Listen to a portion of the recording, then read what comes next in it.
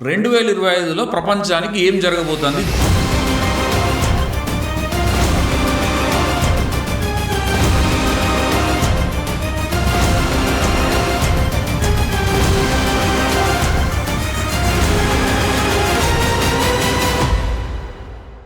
So దీనికి కొన్ని dots connect చేసుకుందాం మనం. సో దీనికి ఒక చేపకు సంబంధం ఉన్నది.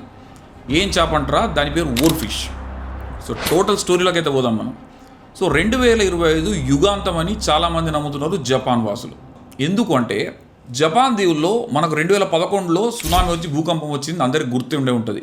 సో ఈ 2011 భూకంపం వచ్చే ముందర ఆ సముద్రంలోంచి ఒక ఫిష్, ఓర్ ఫిష్ అనేది బయటికి వచ్చింది.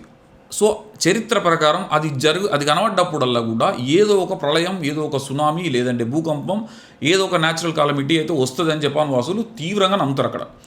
సో అది కనబడ్డప్పుడల్లా ఏదో ఒక డిజాస్టర్ జరుగుతుంది. 2011లో కూడా జరిగింది. సో మళ్ళీ ఇప్పుడు జపాన్లో మళ్ళీ ఓర్ ఫిష్ అనేది కనిపిస్తుంది. ఈ ఓర్ ఫిష్ అంటే డూమ్స్డే ఫిష్ అని దీనికి ఇంకో పేరున్నది. డూమ్స్డే అంటే ఏంది? డూమ్స్డే అంటే యుగాంతం అని దానికి ఒక మీనింగ్. డూమ్స్డే అంటే యుగాంతం. ఈ ఫిష్ కనబడ్డప్పుడల్లా ఏదో ఒకటి జరుగుతుందని చెప్పేసి దీనికి డూమ్స్డే ఫిష్ అని పేరు అయితే వచ్చింది. ఇది ఎట్లుంటుంది? తెల్లగా తలతల మెరుచుకుంటుంటుంది అనమాట. జనరల్గా ఇది సముద్రం లోపల చాలా లోతులు, అక్కడ 200 ఫీట్లు 200 మీటర్ల లోపల ఉండాల్సిన ఫిష్ ఇది బయటికి కనబడదు సాధారణంగా. ఎప్పుడైతే ఇది కనబడ్డదో అప్పుడు నేచురల్ డిజాస్టర్స్ అనేవి జరుగుతుంటాయని ప్రజల విశ్వాసం. శాస్త్రవేత్తలేమో ఇది కోయిన్సిడెంట్, దీనికి సంబంధం లేదంటారు.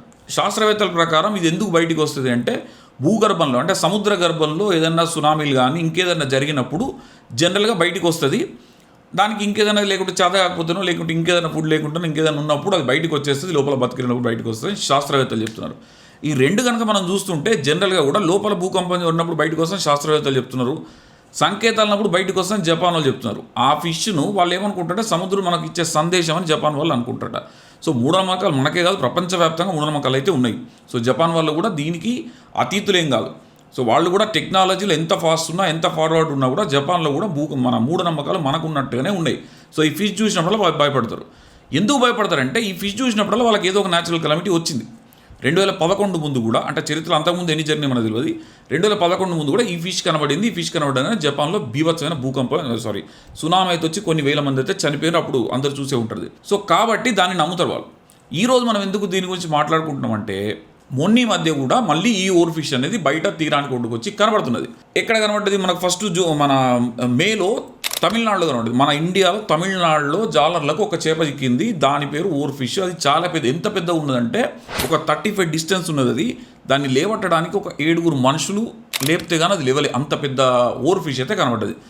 సో ఇక్కడ కనబడ్డది. దాని తర్వాత June 2 రోజు మళ్ళీ అక్కడ ఆస్ట్రేలియాలో ఒక చోట కనిపించింది. తర్వాత ఇదే June 1 వీక్లో జపాన్లో మళ్ళీ కనబడిందంట.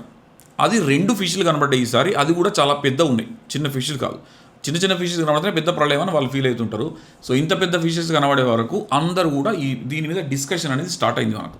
జపాన్లో రియో టాట్సుకి అని ఒక ఆమె ఉంటుంది. ఆమె అంటే ఫ్యూచర్ చెప్తుందని వాళ్ళు నమ్ముతారు. ఆమె ప్రిడిక్షన్స్ అన్ని నిజమైతే అని కూడా వాళ్ళు నమ్ముతారు. సో ఆమె 2021లో రాసిన ఒక బుక్ ప్రకారం July 5 రోజు పెద్ద క్యాటోస్ఫియర్ జపాన్ హిట్ అవబోతుంది. క్యాటోస్ఫియర్ అంటే ఒక పెద్ద న్యాచురల్ కాదు, ఒకటి పెద్ద డిజాస్టర్ అని అర్థం. జస్ట్ లైక్ డూమ్డే లాగా డిజాస్టర్ అని అర్థం. సో అదొకటి జరగబోతున్నదని ఆమె బుక్లో రాసింది.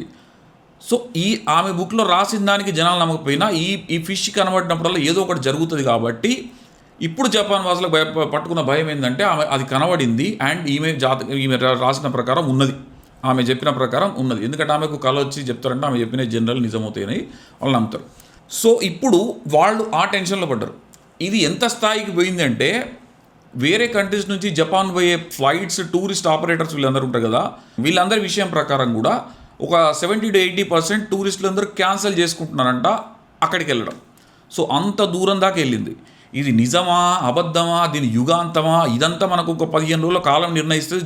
July 5 రోజు ఏం జరుగుతుందని ప్రపంచం నిర్ణయిస్తుంది. సో ఇప్పుడు దీన్ని మనం ఎందుకు మాట్లాడుకుంటామంటే ఇండియాలో కూడా మనకు తమిళనాడులో ఈ చేప చిక్కింది కాబట్టి మనకు కూడా ఏమైనా జరుగుతుందా అనేది ఒక టెన్షన్ అయితే నడుస్తున్నది. తమిళనాడులో ఆ చేప కనబడిన తర్వాతనే మనకు వచ్చేసి మొన్న జరిగిన ఘోర విమాన ప్రమాదం అయితే జరిగింది. వాళ్లకు సునామీలు అంటే మనకి ఇక్కడ ప్రళయాలు రాకపోయినా అంతకన్నా హృదయ విదారక సంఘటన అయితే మనకు కూడా జరిగింది ఇక్కడ. అహ్మదాబాద్, మీరు అందరికీ తెలిసినట్టు అహ్మదాబాద్ ఫ్లైట్ ఇన్సిడెంట్లో దాదాపు 280 మంది చనిపోయారు. సో ఇదొకటి జరిగింది. దీని తర్వాత వరుసగా హెలికాప్టర్ ప్రమాదం జరిగింది. మనం అద్భుతంగా కేదార్నాథ్ అని చెప్పేసి చార్ధామ్ యాత్రకి వెళ్ళే యాత్రికులు కేదార్నాథ్లో హెలికాప్టర్ కూలిపోయి కూడా దాదాపు ఒక 7 మెంబర్స్ చనిపోయారు. సో ఇట్లా ఎయిర్ యాక్సిడెంట్లు కంటిన్యూస్గా అవుతున్నాయి మనకు. దాని తర్వాత కూడా నిన్న మొన్న మనకు ఒక 10 ఫ్లైట్స్ ఏవో క్యాన్సిల్ అయినాయంట బికాజ్ ఆఫ్ అది కూడా డ్రీమ్ లైనర్ సిరీస్. సో వరుస ప్రమాదాలు అనేవి చోటు చేసుకుంటున్నాయి. అంటే న్యాచురల్ కాలమిటీస్ ఎప్పుడు ఎక్కడ కింద రావాలి, సముద్రం రావాలి, ఇప్పుడు మనకు గాల్లో కనబడుతున్నాయి. సో అంటే మనము ఫ్లైట్ ఎక్కాలంటే భయపడే స్థితికి చేరుకున్నాం. అంటే ఎయిర్ జర్నీ చేయాలంటే కూడా భయపడే స్థితికి మనం ఈరోజు చేరుకున్నాం. కరెక్టే కదా? నాకైతే నిజంగా కూడా భయం వేస్తుంది ఎయిర్ జర్నీ చేయాలంటే, ఎందుకంటే రోజు ఒక ఇన్సిడెంట్ జరుగుతుంది. ఇక్కడ మనం ఇప్పుడు ఎందుకు ఫ్లైట్లు క్యాన్సిల్ అవుతున్నాయి, సడన్గా ఫ్లైట్లు ఎందుకు క్యాన్సిల్ అవుతున్నాయి అని ఒక విషయాన్ని మాట్లాడుకుందాం. ఇప్పుడు పర్ఫెక్ట్గా చెక్ చేస్తున్నారు. ఏది డ్రీమ్ లైనర్ సిరీస్ మన క్యాన్సిల్ అయ్యేటి అన్నీ కూడా డ్రీమ్ లైనర్ సిరీసే క్యాన్సిల్ అవుతున్నాయి. సో అంటే ఇప్పుడు వాళ్ళకి ఇష్యూస్ ఫైండ్ అవుట్ అవుతున్నాయి. అంటే 100% ఇప్పుడు థరోగా చెక్ చేస్తున్నారు కాబట్టి ఇష్యూస్ ఫైండ్ అవుట్ అవుతున్నాయి. చాలా వరకు క్యాన్సిల్ చేస్తున్నారు, ఎందుకంటే ఇంకొక ఇన్సిడెంట్ జరగకూడదని. ఓకే, ఇదంతా నిజమే, మంచిదే, మీరు నెక్స్ట్ జరగకుండా చేసుకోవడం మంచిదే. కానీ ఇన్ని రోజులు ఇంత థరో చెక్ చేయలేదా అని ఒక సందేహం అయితే మనకు మైండ్లో రాకమనదు కదా. ఎందుకంటే అంత థరో చెక్ చేసి ఉంటే ఒక ఇన్సిడెంట్ జరిగింది కదా. సో ఆ ఇన్సిడెంట్ కారణం మానవ తప్పిదమే ఉంటుంది. మ్యాక్సిమం 99% మానవ తప్పిదమే ఉంటుంది అంటున్నారు. సో అలాంటప్పుడు టెక్నికల్గా ఇంత చెక్ చేసినప్పుడు అప్పుడు ఎందుకు చెక్ చేయలేదు అనే ప్రశ్న కూడా ఈరోజు వస్తున్నది. అప్పుడు కూడా ఇదే చెక్ చేసి ఉంటే అన్ని ప్రాణాలు గాల్లో కలిసిపోకుండా ఉండేటి కదా. ఒక్కొక్కరి వాళ్ళ రోదనలు వింటే పాపం వాళ్ళ కుటుంబ సభ్యులు 240 మంది అంటే 240 కుటుంబాలండి. ఇన్ని కుటుంబాల రోదన. సో వాళ్ళని ఎవరు ఓదార్చతరం అవుతలేదు. ఎందుకంటే కనీసం వాళ్ళ డెడ్ బాడీస్ కూడా ఇంకా అందరి చాలా తక్కువ మందికి DNA టెస్ట్ ద్వారా మాత్రమే ఇప్పుడు ఆ డెడ్ బాడీస్ గుర్తుపడుతున్నారు జనాలు. అంటే ముఖం తెలియకపోయినా DNA టెస్ట్ ద్వారా ఇది మీది, ఇది మీ వాళ్ళది అని చెప్పేసి ఇస్తున్నారు. చాలా ఘోరమైన సంఘటన. అంటే పగోనికి కూడా రావద్దంటారు తెలంగాణలో. ఇట్లాంటి కష్టం పగోనికి కూడా రావద్దంటారు కదా. సో ఇలాంటి కష్టం నిజంగా కూడా ఏ పగోనికి కూడా రావద్దు. అంతటి కష్టం వచ్చింది ఆ కుటుంబాలకు. చాలా కుటుంబాలు చితికిపోయినాయి. కొన్ని కుటుంబాలు అంటే కంప్లీట్ ఉన్న వాళ్ళందరూ కూడా పోయారనమాట. సో వాళ్ళకు ₹1 ఇచ్చినా 2 కోట్లు ఇచ్చినా కాంపెన్సేషన్ ఎంత ఇచ్చినా అది పోయిన ప్రాణాన్ని అయితే తీసుకురాదు ఖచ్చితంగా. ఇంకోటి ఏంటంటే అది లండన్ వే ఫ్లైట్. సో ఆ లండన్ వే ఫ్లైట్ అన్నప్పుడు అందులో డెఫినెట్గా చదువుకునే వాళ్ళు ఉంటారు, చదువుకోవడానికి వెళ్ళిన వాళ్ళు ఉంటారు, ఏదో పని మీద వెళ్ళే వాళ్ళు ఉంటారు, ఇండియాకి ఏదో చూడడానికి వచ్చిన వాళ్ళు ఉంటారు. మనం వీడియోస్ చూసాం కదా, ఇండియాకి వచ్చిన వాళ్ళు ఉంటారు. సో రకరకాల పీపుల్ ఉంటారు, రకరకాల వేరే కంట్రీస్ వాళ్ళు కూడా ఉన్నారు. సో వాళ్ళందరికీ కూడా ఇచ్చే ₹1 2 కోట్లు ఏది కాదు. కాబట్టి అయ్యే ముందు ఇదే చెక్స్ ముందే చేస్తే ప్రాణాలు కొన్ని నిల్చుండేటి కదా అని బాధ. ఈ వీడియో ముఖ్య ఉద్దేశం ఏంటంటే I'm praying for the God that nothing should happen to India or anywhere in the world. ఆమె ప్రెడిక్షన్ తప్పైపోవాలి, ఆ ప్రెడిక్షన్ కాకూడదు, అప్పుడు ఏం జరగకూడదు. జూలై 5th రోజు అంటున్నారు. అది what ever the date is, ఎవరికి ఏం జరగకూడదు, అంత బాగుండాలన్నదే ఈ వీడియో యొక్క ముఖ్య ఉద్దేశం. అండ్ ఇట్లాంటి ఎన్నప్పుడు నమ్మకండి, అనవసరంగా నమ్మి భయపడకండి. నేను థంబ్నెయిల్ పెట్టా కదా, నువ్వు కూడా ఏం జరగబోతుందంటే దాని గురించి కొంత క్లారిటీ ఇద్దామని పెట్టాను తప్పితే ఎవరిని భయపెట్టడానికి కాదు.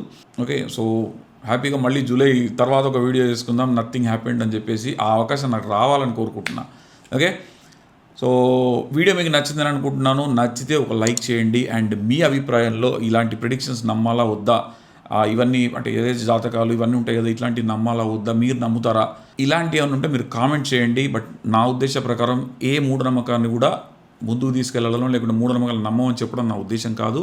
అది మూఢనమ్మకమైనా ఏ నమ్మకమైనా పూర్తి స్థాయిలో అది అబద్ధం కావాలని నేనైతే మనస్ఫూర్తిగా కోరుకుంటున్నాను. ఛానల్ కొత్తగా చూస్తున్నారంటే సబ్స్క్రైబ్ చేసుకోండి. ఇట్లాంటి అప్డేట్స్ మళ్ళీ చాలా ఇస్తుంటాను మీకు. ఆల్రెడీ నా సబ్స్క్రైబర్స్ ఎవరుతున్నారో చూస్తున్నారో వాళ్ళు ఒక లైక్ చేయండి. ఇలాంటి వీడియోస్ మీకు చాలా ఇస్తూనే ఉంటాను.